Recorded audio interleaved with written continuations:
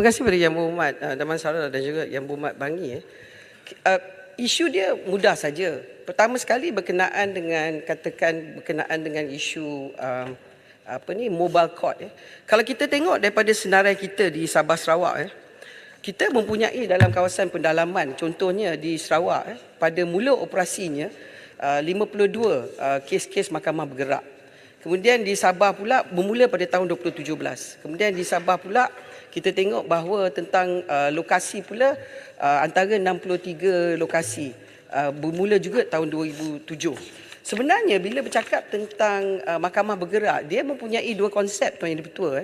Dia tak semestinya konsep tu dalam mahkamah. Bila kita tengok bila mahkamah bergerak spesifik yang disebut di Sabah Sarawak ni, ialah lebih kepada pendengaran permohonan kes sijil daftar lewat kelahiran dan kematian, pengesahan dokumen bagi apa jenis permohonan termasuk bagi tujuan pendaftaran lewat kelahiran di Sarawak, permohonan kad pengenalan, Jabatan Pendaftaran Negara, permohonan tanah, Jabatan Tanah, permohonan anak angkat, permohonan bantuan kerajaan dan sebagainya. Kemudian ada juga prosiding pendengaran kes jenayah trafik dan sivil di Sabah, prosiding perbicaraan kes hutan kecil di Sabah. Maknanya bila adanya mahkamah bergerak, tanggapan semua tu mahkamah tu bergerak dan semuanya berlaku dalam mahkamah. Tetapi juga adanya persepsi umum bahawa mahkamah bergerak tu bererti hakim-hakim yang ada dalam mahkamah, sistem-sistem mahkamah yang ada tu diturunkan pada premis yang wujud. Tetapi masalahnya bila bercakap tentang mobile court tu ialah kawasan tu begitu pendalaman, jadi program nak masuk ke dalam tu memakan masa. Tapi kalau berbanding 2007 dengan hari ini tahun 2023 dan tahun depan 2024, dengan sistem teknologi dan ada kemungkinan dan juga pengalaman daripada kes COVID yang mana hakim-hakim kita sivil dan terutama sekali kes sivil yang pergi banyak pada online hearing, kita dapat melihat bahawa ini satu premis yang baru yang boleh kita kemas kini supaya isu mahkamah bergerak ini boleh menjadi satu isu yang menjadi satu kebenaran dalam lokasi dan jumlah yang begitu banyak. Jadi bila Yang Berhormat daripada Damansara tanya saya tentang kos, jawapan saya, kalau fixed cost itu lebih kepada premis yang ditanggung oleh kerajaan. Tetapi kos yang kadang-kadang tinggi ialah kos peguam. Sebab peguam kita bila dia pergi sebagai kes dalam elemen mahkamah memakan masa. Mungkin dia bagi diskaun. Tetapi yang penting di sini, kalau kita bertemakan kepada termasuk elemen ADR, Alternate Dispute Resolution, dalam kes mediasi, dalam kes timbang tara, dalam kes civil kita boleh mengurangkan kos sebab kita menyelesaikan kes itu awal. Tetapi disebabkan oleh kes jenayah ni tema dia berlainan kerana kes jenayah ni kita tidak boleh mempercepatkan. You cannot force. Kecuali kalau sekarang ni, katakan dalam masa terdekat, kerajaan nak mewujudkan pendekatan yang agak berbeza. Contohnya yang mana Yang Berhormat Menteri Dalam Negeri memberikan kenyataan tentang kes-kes dadah di mana dilihat daripada elemen penyakit. Dan kita mengurangkan penjara sebagai contoh. Itu mungkin akan menjadi hala tuju pada tahun 2024. Tetapi saya tidak bertanggungjawab dalam hal tersebut. Tetapi yang saya tengok, kita memang perlu mengurangkan kos. Tetapi sudah tentu antara cabaran yang paling depan ialah melihat kalau adanya subsidi yang wujud. Dan YBJK ni kita lihat subsidi daripada kerajaan dan rakyat memang bertambah. Kes memang bertambah. Dan jumlah macam mana pun kita letak, mungkin tidak akan memadai. Itu sebabnya ada beberapa bidang kuasa negara mewujudkan bahawa dalam kes-kes yang melibatkan golongan yang tidak mampu, kemungkinan pembayaran kes itu berkurangan. Itu sebab untuk mewujudkan negotiation dengan peranan yang dimain oleh Bar Council dan State Bar Committee amat penting untuk membincangkan. Tetapi kalau kita dapat mengurangkan kes dan mewujudkan lebih banyak penyelesaian luar mahkamah, mungkin kos itu berkurangan. Tetapi sudah tentu jangka masa yang panjang bagi negara kita ialah kewujudan kemungkinannya public defender, iaitu satu elemen yang begitu berfokus dan begitu konkret dalam penyelesaian bantuan guaman aspek sivil dan juga jenayah. Dalam kebanyakan negara, public defender itu ialah satu elemen yang baru diwujudkan untuk memberikan perlindungan yang tanggungjawabnya oleh kerajaan. Tetapi mereka terlibat dalam public defender services ini dilihat sebagai elemen daripada elemen pendakwaan yang ada. Tetapi sudah tentu akan isu falsafah itu berlaku kalau punca kuasa daripada kerajaan kerajaan yang mensabit, kerajaan kemudian mengantar peguam untuk prosecute, mendakwa, kemudian hantar peguam untuk membela. Kemudian ada banyak-banyak isu yang tidak dipersetujui. Itu sebab YBGK yang luar daripada kawalan kerajaan terlibat dalam kes-kes jenayah sebab mereka bertentangan dengan mereka yang mendakwa, iaitu daripada suara negara, iaitu kerajaan yang mendakwa, YBGK badan bebas membela. Silakan Daman Sarah. Terima kasih. Izinkan saya Speaker. Terima kasih Yang Berhormat Menteri. Yang Berhormat Menteri, saya dengar apa yang disebut di situ sebagai cadangan untuk kerajaan, nombor satu, untuk serap sedikit daripada kos daripada mereka yang perlu mengeluarkan kos untuk membela diri dalam kes-kes yang tertentu. Itu satu. Nombor dua, Yang Berhormat Menteri sebut berkenaan dengan mungkin kita nak wujud public defender di mana ada badan yang akan melihat kepada aduan yang dibuat bagi pihak mereka yang dituduh dan perkara itu dapat dibawa ke hadapan. Saya nak tanya Yang Berhormat Menteri, bagaimana dengan kes-kes di mana seperti mana saya lazim bangkitkan dalam Dewan Yang Mulia ini apabila ada salah guna kuasa pada pihak, mungkin pihak penguasa, walaupun saya bagi contoh SPRM kerap kali laporan-laporan polis dibuat, siasatan juga dibuat oleh anggota polis, mereka buat tugas mereka, fail disediakan, diserahkan kepada pihak AG, tetapi tidak ada tindakan diambil. Apabila ditulis surat tidak ada jawapan, kemudian berdolat-dalik, SAG hantar balik kepada polis, polis hantar balik kepada AG, bertahun-tahun berlalu, kemudian kes itu kita lihat dia ni hilang begitu saja. So bagaimana rancangan kerajaan apabila kita ada sebut berkenaan dengan bantu pihak-pihak tertentu ni, terdapat pihak-pihak yang tertindas di luar di situ oleh kerana salah laku yang berlaku. Jadi apakah kerajaan berhasrat untuk mewujudkan satu sistem di mana aduan-aduan tersebut juga itu juga akan diambil tindakan dan disegerakan supaya kita dapat mewujudkan kembali confidence dalam sistem yang ada. Saya bangkitkan dalam Dewan Yang Mulia ini Yang Berhormat Menteri berkenaan dengan satu kes yang melibatkan seorang warga daripada China di mana pihak pegawai-pegawai SPRM masuk ke dalam apartmen beliau, ambil duit lebih kurang RM600,000. Pihak polis mengambil tindakan, mereka tahan pegawai-pegawai SPRM itu. Kemudian wang itu pun dapat mereka perolehi daripada pegawai-pegawai tersebut. Wang itu kemudian dikembalikan oleh mahkamah kerana setuju bahawa tidak ada sebab untuk ambil wang itu. Kes itu pun tak ada tindakan. Jadi kita nak tahu kenapa boleh berlaku sebegitu rupa dan apakah rancangan kerajaan untuk pastikan bila kita sebut defender, kita nak bela ni, kita perlu ada satu sistem yang memang kepada saya sistem yang efektif supaya masalah ini dapat kita selesaikan. Terima kasih Menteri. Yang Berhormat Menteri, saya nak selaras dengan apa yang dibangkitkan oleh Yang Berhormat Daman Sarah tadi, yang disebut ada kes-kes yang dilaporkan kepada pihak berkuasa, khususnya SPRM, dibuat siasatan, dibuat interrogation dan juga tangkapan, tapi tidak ada tindakan. Persoalan saya sebaliknya daripada itu. Ada pula kes-kes yang dibawa oleh SPRM ke mahkamah dalam keadaan terburu-buru, dalam keadaan yang tidak bersedia. Bagi contohnya yang dibawa terhadap Yang Berhormat Tasik Gelugur baru-baru ini.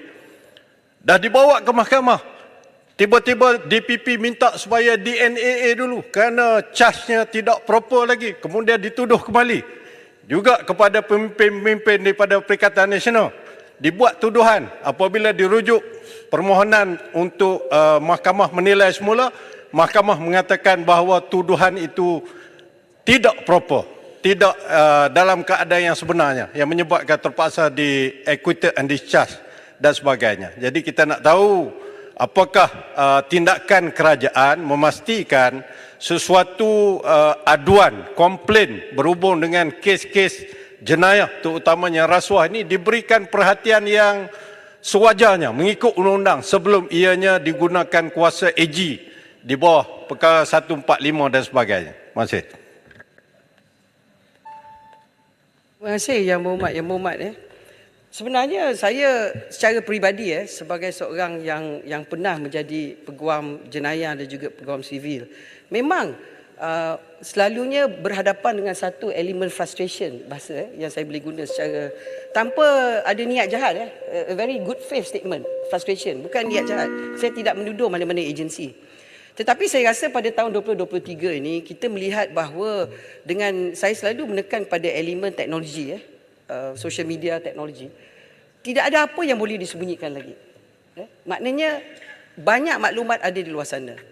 Jadi bererti bahawa dalam negara kita agensi-agensi penguatkuasa mesti menjalankan tugas mereka dengan penuh transparansi dan accountability. Dia tak boleh lagi menganggap bahawa kuasa yang ada tu boleh menjadi satu kuasa yang sewenang-wenangnya. Itu adalah dia punya general premise. Itu sebabnya kalau kita tengok, pertama sekali bila bercakap tentang pendakwaan dululah, di mana pada hari ini saya pun dah banyak kali jawab. Komitmen Kerajaan Madani memang ada kepada elemen pemisahan AG dengan prosecution powers. Memang. Maknanya AG sebagai penasihat undang-undang pada kerajaan dan AG sebagai pendakwa negara. Itu memang committed. Tetapi memakan masa dan jawatan kuasa hak, wakil daripada ahli-ahli, dua-dua pihak memang terlibat dalam empirical study dilakukan. Itu adalah elemen pendakwaan. Jadi bila bercakap tentang elemen agensi kuasa, kita mempunyai badan yang ada. Kita ada EIAC dan kemudian kita ada beberapa elemen, dan kalau kita tengok di polis, kita mempunyai IPCMC yang telah memakan masa yang lama. Tetapi pada hari ini bagi pihak kerajaan, memang kerajaan menyebut tentang kewujudan ombudsman. Dan ombudsman yang disebut ini nak membawa semula isu yang paling utama, adakah EIAC yang wujud memantau semua enforcement agency itu dimasukkan di bawah ombudsman ni, ataupun ombudsman tidak wujud pada premis negara kita. Ini masih dalam perbincangan. Tetapi semasa menunggu keputusan ini untuk dibuat sebagai satu dasar oleh kerajaan pada hari ini, saya melihat bahawa undang-undang yang ada ni memang mencukupi. Sebab itu yang bila kita sebut pada hari ini, kerajaan hari ini ialah kerajaan yang mempunyai penghormatan kepada sistem separation of powers. Sebagai contoh, kuasa judiciary, kuasa mahkamah. Dan semua yang berhadapan dengan tidak kepuasan hati daripada mana pihak, saya tak nak cakap kes yang spesifik sebab subjudis, mereka boleh pergi ke mahkamah hari ini, dan mereka telah pergi kepada mahkamah untuk menuntut hak mereka. Dan hari ini kalau kita baca dalam social media, online news, macam-macam permohonan dibuat. Tidak adanya halangan permohonan itu tidak boleh dibuat. Tetapi saya bercakap permulaan saya tentang bantuan guaman. Bantuan guaman itu kepada mereka yang tak mampu. Terutama sekali kes sivil dan kes jenayah. Kes-kes yang disebut, kata contohnya individu yang punya kewangan yang besar, ataupun badan-badan organisasi yang besar, syarikat yang besar, atas tuduhan rasuah, atas mana-mana tuduhan yang dilakukan, mempunyai kemampuan untuk mencari peguam. Dia tidak boleh mendapat bantuan guaman. Daripada premis percakapan perbahasan saya pada hari ini, permulaan dengan Jabatan Bantuan Guaman dan YBJK. Jadi nak menjawab kepada Kota Baru tu, saya nak beritahu Kota Baru bahawa undang-undang yang ada pada hari ini ialah undang-undang yang sama yang mana bila kerajaan masa PRU14 kerajaan yang sama. Maknanya undang-undang tu undang-undang sama. Tidak adanya pindaan pada undang-undang di segi agensi-agensi yang disebut tadi. The law is the same. The law has been that way. Jadi sekarang ni kalau kita nak buat pada perubahan dan pindaan, perlu kita banyak kajian. Tetapi saya nak menekan di sini bahawa kerajaan tidak lari pada tanggungjawab, kerana pertama sekali ialah kita bercakap tentang Akta Kebebasan Maklumat. Hari ini Kerajaan Madani bercakap tentang Akta Kebebasan Maklumat. Perlunya pindaan dilakukan. Tetapi mungkin tak sempat pada tahun ini, mungkin insya-Allah pada tahun depan. Dan Akta Kebebasan Maklumat ini sangat penting kerana perlu dilihat sekali dengan Akta Rahsia Rasmi 1972. Jadi perlunya satu balancing act di mana Akta Rahsia Rasmi kemungkinan dipindah supaya Akta Pemberi Maklumat mempunyai skop yang lebih luas. Jadi itu semua kata orang dalam bahasa orang putih building blocks. Jadi kita tidak boleh hanya datang ke parlimen membuat pindaan sewenang-wenangnya tanpa membuatkan libat urus bukan saja dengan ahli-ahli politik ataupun wakil rakyat di sini dua-dua blok, tetapi juga pada agensi-agensi terlibat yang akan melaksanakan perkara tersebut. Tetapi dialog tersebut, perbincangan tersebut, percakapan tersebut disebut oleh Kerajaan Perpaduan Madani oleh Yang Amat Berhormat Perdana Menteri ke-10. We are not keeping quiet about it. Kita bercakap. Sebab kita mempunyai kesedaran perlunya satu perubahan di segi landscape kita. Dan apa gunanya nak bercakap tentang contohnya mempunyai undang-undang yang begitu ketat kalau Akta Kebebasan Maklumat tidak memberi perlindungan yang sepenuhnya kepada pemberi maklumat. Jadi siapa yang nak report? Jadi dia tidak boleh bergerak bersendirian tanpa mempunyai dia punya undang-undang yang soalan berlandang. saya tak jawab, Yang Berhormat. Kejap, satu-satulah Yang Berhormat. Kemudian Akta Perlindungan Pemberi Maklumat yang 2010 yang apa dia Yang Berhormat? Yang Berhormat Menteri, masa sudah tamat. Oh, kejap. Kerajaan soalan Yang Berhormat berkenaan dengan SPRM. Tentang apa? Tentang apa? Damansara membangkitkan siasatan dibuat tidak ada pendakwaan. Saya membangkitkan tidak ada siasatan yang lengkap, dibawa ke mahkamah dan kemudiannya dibuang oleh mahkamah. Kenapa jadi begitu? Yang Berhormat, sebab separation of powers lah saya tak boleh jawab. Sebab saya bukannya menteri yang Commissioner for SPRM untuk menjawab pada hari ini. Dan saya juga bukan pendakwa raya. Dan saya juga bukan ketua So Tim Negara. siapa menteri yang jaga SPRM sekarang? Pada saya setakat ni jawapan saya ialah saya bukan menteri yang jaga SPRM. Saya tidak bertanggungjawab. Saya dulu jawab mengenai SPRM. Saya boleh jawab Dapat tapi maklumat. saya bukan bertanggungjawab. Jawab tu berlainan dengan bertanggungjawab. Jawab tu saya dapat jawapan Jadi tak bertanggungjawab lah sekarang. Tapi kalau saya nak jawab, saya boleh bagi jawapan bertulis. Tapi saya nak jawab sekarang, persediaan saya kepada isu-isu yang saya nak jawab dalam belanjawan. Yang Berhormat bawa isu tentang belanjawan. Yang Berhormat tanya pada SPRM, saya boleh bagi jawapan bertulis. Saya minta Kepada jawapan spesifik. bertulis. Tak Saya ada minta masalah. jawapan bertulis. Tak adanya kerajaan perpaduan madani nak lari pada tanggungjawab. Tak adanya. Kalau salah, tetap salah. Tapi sebelum saya duduk saya baca social media ni. Saya tahu saya nak duduk ni. Yang lain tu saya akan bagi jawapan bertulis lah supaya jangan orang kata kerajaan perpaduan madani ni lari pada tanggungjawab. Saya nak baca pada Akta SPRM Akta SPRM dan juga berkenaan dengan kuasa SPRM sebagai contoh kuasa dia memang luas Yang Berhormat semua kita semua tahu. Tapi saya nak sebut juga bila kita bercakap tentang Akta Keterangan 1950 di bawah Seksyen 126 tentang professional communication. Sekarang ni banyak orang bercakap bahawa peguam-peguam mengatakan bahawa tidak boleh adanya fishing expedition. Itu premis daripada banyak peguam-peguam. Bar Council telah membuat kenyataan. Saya nak komen sebelum saya duduk bahawa saya rasa nak baca Seksyen 126 ni kena baca menyeluruh 126(1). Sebab dia kata no advocate shall anytime be permitted unless with clients express consent to disclose any communication. Itu dalam Evidence Act. Semua kita tahu yang melalui kes jenayah. Tapi banyak orang lupa pada satu perkara di bawah proviso itu mengatakan provided that nothing this section shall protect from disclosure of any such communication made in furtherance of any illegal purpose, dan B, any fact observed by any advocate in the course of his employment of such showing of any crime or fraud that has been committed since the commencement of his employment. Maknanya peguam ke mana-mana badan profesional, kalau dia terlibat dalam mana-mana kes jenayah, terlibat membantu pelakuan jenayah, dia tidak akan mendapat perlindungan. Itu maksud saya. Jadi itu sebabnya bagi sini saya rasa nak baca undang-undang tu baca menyeluruh, jangan baca sekat-sekat. Ini jadi masalah kita. Jadi saya ucapkan terima kasih kepada semua. Saya akan bagi jawapan bertulis. Jadi yang buat kota baru jangan takut pengerang tidak akan lari. Dengan itu saya mengucap menyokong pada Belanjawan 2024. Terima kasih. Terima kasih Yang Berhormat Menteri. Saya jemput Yang Berhormat Menteri Jabatan Perdana Menteri Hal Ehwal Agama. 30 minit.